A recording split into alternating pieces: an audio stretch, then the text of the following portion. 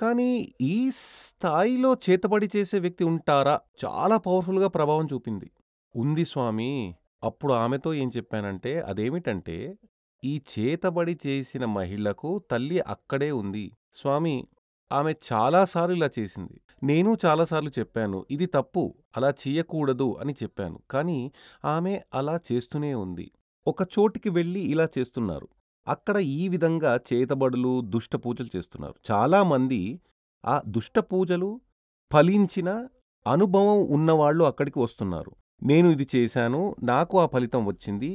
ఆ విధంగా నేను 2, 3 సార్లు అక్కడికి వెళ్ళాను అని ఆమె చెప్పింది. ఇక్కడ చూస్తే ఆ ప్రశ్న అడగడం అనేది ఎంత కరెక్ట్‌గా ఉందో, జ్యోతిష్యం అనేది ఎంత కరెక్ట్‌గా ఉందో, అందులో ఎలాంటి మాయం లేదు, తప్పు లేదు.